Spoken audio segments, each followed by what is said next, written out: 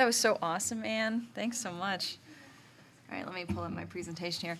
While I'm doing that, I can tell you guys a quick story.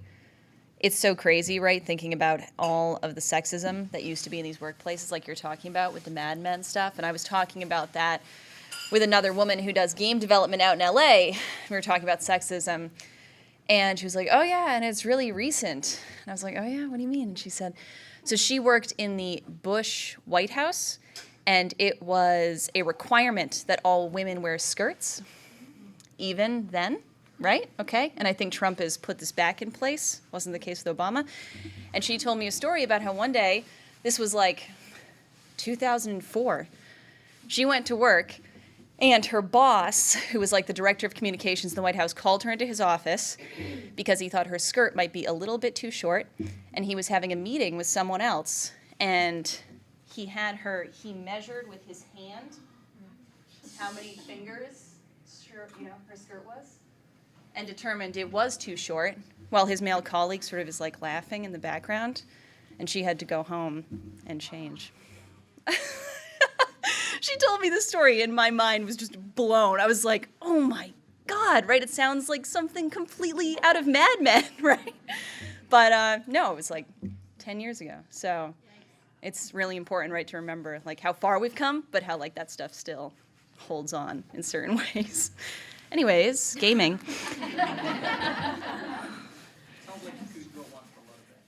Yeah, probably. Yeah. Color photos of me as a child. They were actual photos though, right? So like I took this out of my mom's shoebox and like took a picture with my iPhone so I could upload it into the presentation. So always changing. But yeah, so that's me and my sister. I'm the one who looks a little bit like a 90-year-old woman over on the far side. So I grew up in Vermont, right? I had like a super Vermont childhood, similar to Anne. Having parents who were just always willing for you to do anything is, I think, a huge factor in everything that's happened in my life. My parents, to this day, are my best friends, and that makes a huge impact. But I grew up in Vermont, and I grew up with parents who were painting contractors. I grew up in a part of Vermont where there's a lot of second homeowners down in southern Vermont around like Stratton Mountain.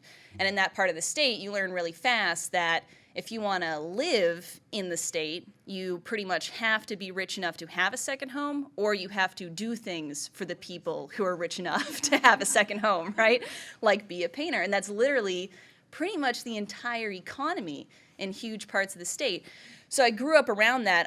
The business my parents built, a painting company, is a huge inspiration for me, and I'm so proud of them, but it always made me want to do something a little bit different. So the goals that I always had in mind as I moved forward from a young age were that I really love Vermont. Vermont's awesome. I want to live here. It's a great place to be. I also learned early on that I really enjoy self-direction, similar to Anne's story about having a restaurant. I was doing that stuff when I was little. And I remember in preschool, when I was about 4, I organized a Shakespearean production. And I was like, okay, we're going to do Taming of the Shrew. And I had everyone lined up, and I was going to direct it, and we had it all organized. And so I always knew that I liked to do stuff myself. And when I was in 8th grade, I taught myself how to use Photoshop, which really gave me a love for technology. And I used that knowledge to go out and get freelance graphic design work all through high school, which taught me that, hey, I really like being able to go and do freelance graphic design work and spend a day doing a project I can charge someone a couple $100 for instead of working at the Gap. I'm banned from working at all Gaps because I quit without notice. Because I learned I preferred that type of energy, right? So teaching yourself a skill in technology and realizing you can use it to make money your own way was a really foundational experience for me when I was in high school and younger. And that really trained me to learn that I wanted to have a company. I wanted to be an entrepreneur. So starting at the beginning. So when I was, an 18-year-old, I was at Champlain College, and I graduated in 2012. A year before I graduated, I had like 16 different companies while I was at Champlain College. The first one was T-shirts that had alphabet letters on it, right? So you get better at this over time. The last one was, hey, I'm majoring in video games. I love video games. Why don't I start a video game company, right? So I started the company the year before I graduated. I incorporated the company with funds I won winning the elevator pitch competition that Champlain hosts. I asked some of my peers if they'd be interested in joining the effort, and we spent our senior year, in addition to building out our senior game and doing all of our finishing work for college, we built our first game. So in 2012, we finished our first game. This was the year we graduated. So the first game we made was this. It was called Lock. So the idea, right, was that you had to connect the green to the red, and you had to build a path by rotating and moving the pieces, right? Simple. The trick was that it was on a 3D cube, so you had to build a path that rotated around all the cube faces. Fun, right? So that was the concept. And so we launched the company, and we were like, all right, we got a game, we got a team, we're going to put it out there, it's going to be great. And then, like the slide sort of kicks in, because we were all 22, we just graduated college, but we were all really excited, so we were going to go for it. So we put up a Kickstarter campaign to finance launching the game. This money was pretty much just to pay for the licenses for the technology we used to build out the game concept and to build an initial audience. So it was small, but it was exciting, and we got the money, and that was a great start. We also got a couple of initial contracts, and our idea was that, okay, people are going to pay us to do some game design. We're going to do that. We're going to get paid, and we're going to use that money to pay ourselves to keep building the games that we want to make. And this is the model that 99% of all video game companies run on, and the whole goal for video game companies is you make a game that sells well enough that you use those sales to pay for the time it takes you to make the next game. That's the dream model. It's sort of like being an author in a lot of ways, right? So we released our first game, and this is really funny. I didn't know that this happened until a year ago when I went back and found this data. So we released our first game this month. It just happens to be this random month in the summer of 2012, when every single other person alive like us was like, we'll put our game out on the iPad. And everyone dropped it at the same time, right? Like, look at that. Those numbers didn't hit that high again until 2014, right? So it's just this freak thing. But that's what happens when you do businesses, right? So we put this first game out, and we made like $200, right? But it was a really good experience. So then we decided, okay, it's time to make another game, right? We're going to make a big game. We're going to take all our lessons learned. We're going to do an awesome, awesome game. So we came up with a mechanic, and it was a really good one. We prototyped it by cutting out pieces of paper and sitting on the floor, and it was this really fun board game that was similar to Go, and we said, you know what, this is just too complicated. We need to build it on the computer. And we built it, and it started to go really well. We took the prototype to contests. We won a lot of them. We won Boston Fig Best Game. We got a lot of attention from publishers, and I decided, okay, I'm going to go and get us a publisher. So similar to writing a book, in games, publishers work the same way, okay? Why you want a publisher is because you want some money, right? It's like the prepayment. So they said, okay, we'll give you $50,000, and you guys can finish this game. When it comes out, we get half of the revenue. Again, kind of like a book publisher. I don't know if it's that bad of a deal, but anyways. And we're also going to help you promote it because we have an invested interest, right? We want to see this succeed because we'll make money as well. So that's sort of the deal, which is a great one because it's really hard to get games noticed, as we learned before. So I went out. We had a couple of different interested publishers. I ended up going with a good local Boston company, got the money, pushed the game. We split the team, so half the team worked on contracts to keep paying ourselves, while the other half worked on making this awesome game that we were going to release. So we released it, and it did really, really amazingly, miraculously well. It was like overnight, all of our dreams came true. It was like, oh my God, all of our favorite game companies are reporting about this, right? Like this is on the front page of Polygon and Kotaku, and oh my God. And I was taking screenshots on my phone of like it being above all my favorite games on the App Store that first day, right? So it was amazing. It was the #1 board game in 35 countries, top 50 apps featured. We made $30,000. So suddenly reality hits you, right? So the way that works, these thirds, when you make $90,000, Apple takes 30% right off the top, no matter what. Apple and Android, and anywhere you publish a game, they take 30% because they're the one who put it out there. Our publisher took half of what was left because that was the deal. So at the end of the day, we have a 4-person team that's been running for 2 years, and we have $30,000.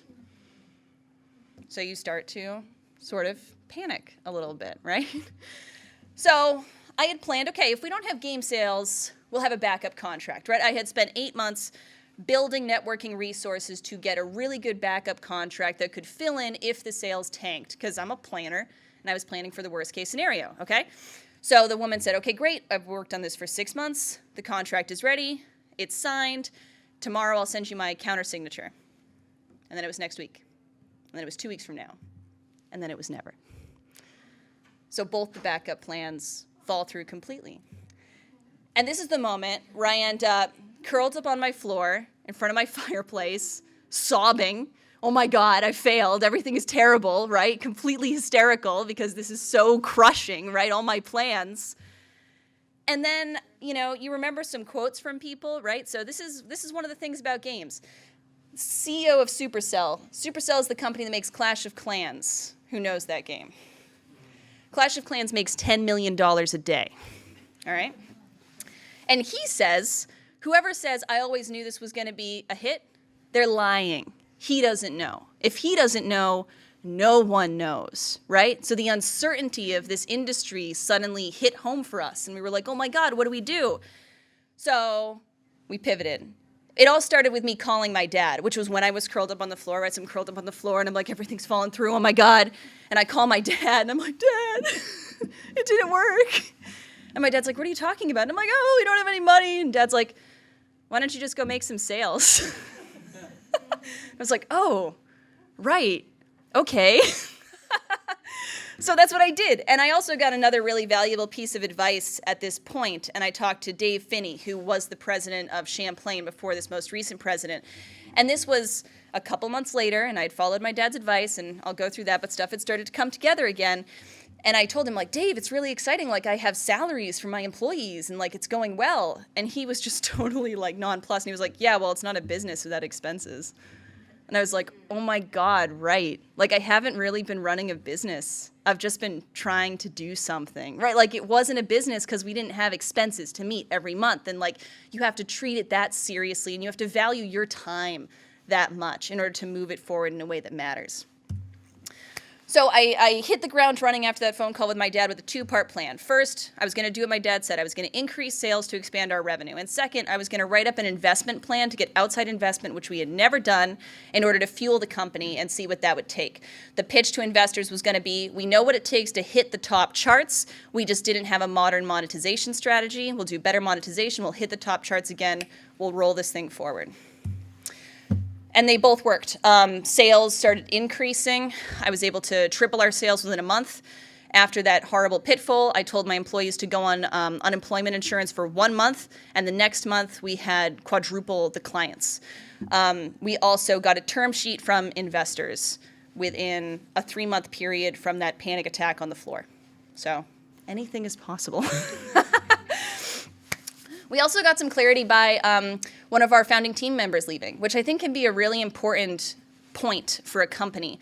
One of our team members, he wanted to make the best games in the world, and he was the idea behind the game that we had that was so successful.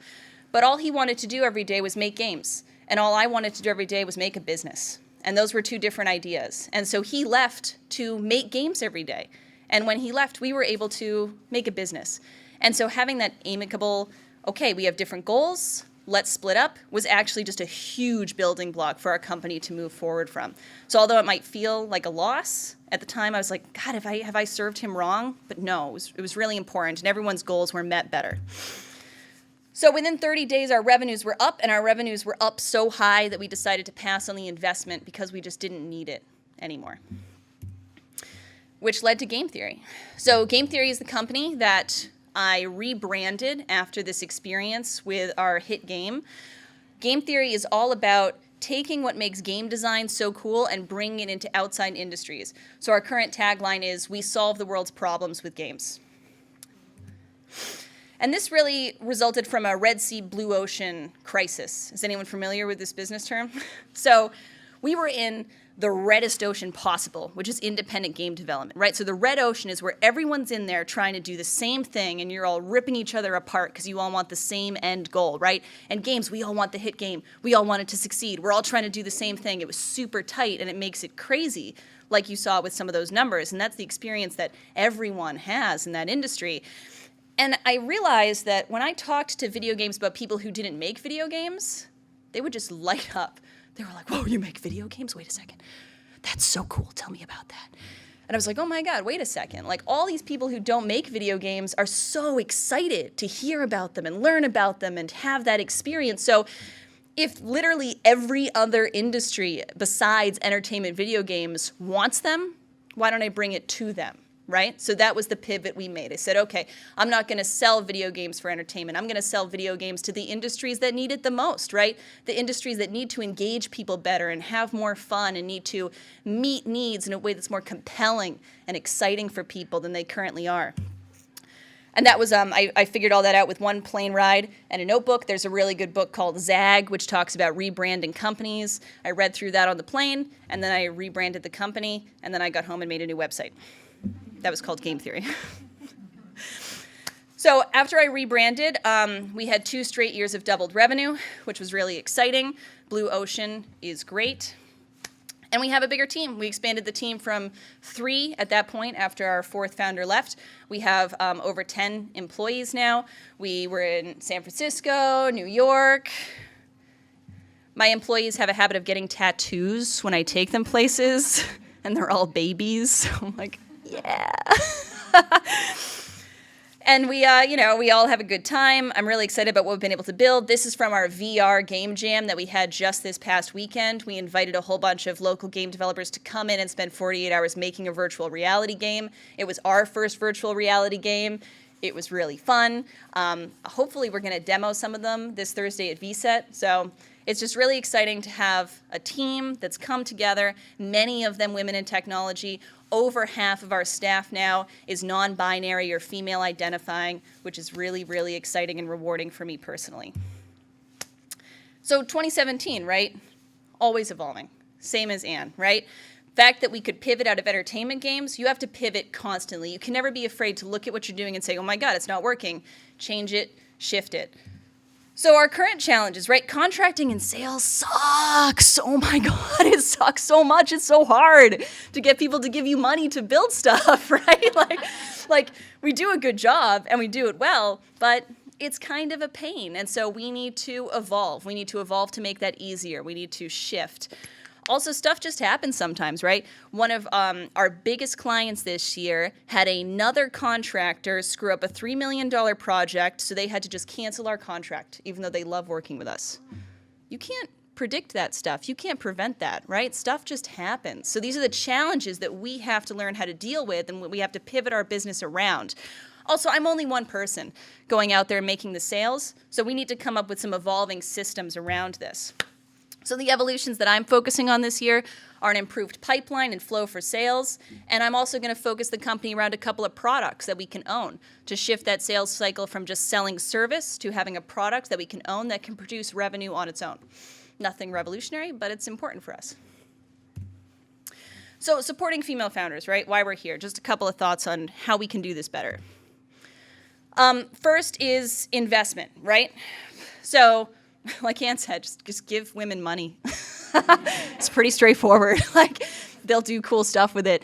You can see the statistics just from developing nations, right? When more women get involved in the workforce, all of the stuff gets better no matter what. So I think we all know this is really important. Also, bigger goals, right? Women set their goals really low. It's just something we do. We need to push each other to aim higher and further. I'm convinced, even though I have a ton of confidence and I work hard on myself, I think that if I was a man in my position, I would charge double for my work. I just do. It's hard for me to do that. And so I think we all need to push each other to do better and set bigger goals and achieve them. I also think that if we want to encourage women to run businesses, we emphasize the freedom and the lifestyle that it brings, right? Like, lay down some Nicki Minaj quotes, right? Like, when you have a business, you set your own timetable. You are in control of your own life. You can work 2 days a week, you can work 4 days a week, you can work from home, right? These are the type of things that made me want to be an entrepreneur. And I think that if you emphasize that for young women, it will encourage more people, because that sense of control and the balance you can have with your life is really critical. Support networks are obviously super important, but in two varieties. Professional, so I have a bunch of female mentors who I can go to and I can say, oh my God, I'm having a terrible day. What do you advise from a business perspective, right? And that's really key. But I also have a group of young women who are casual who I can go to and say, I had a terrible day, it sucked. And they're like, let's talk about it, right? So those two networks are really key, to have those diversities, right? Professional, aspirational, and also peers who can share your pain and who you can come to in that level is super important. And I had one more that didn't make it in here, but it's the most important, and that's encouraging young women to have an exploratory mindset rather than a mindset of fear of failure. And I think we can all do this in a ton of different ways. The woman who founded Girls Who Code gives a TED Talk called Train Our Girls to Be Brave, Not Perfect. We all try to be perfect. Young girls are trained to try and be perfect. And guess what? If you want to be perfect, you're afraid of failing. And if you're afraid of failing, you don't experiment, you don't explore, you don't try. And that's what lets you be an entrepreneur. So I think we really have to train girls and give them opportunities to be fearless. You know, go out and chuck mud at the wall just 'cause, right? Like, just do stuff to see what happens. And I think if we do more of that and we emphasize that in how we raise girls and how we support our peers and our fellows, that we're going to build that innate entrepreneurship inside of each other. And you know, if you want to do something, just try it. Because why not? Worst case that happens, won't work out. You'll try something else, so go for it. Thank you.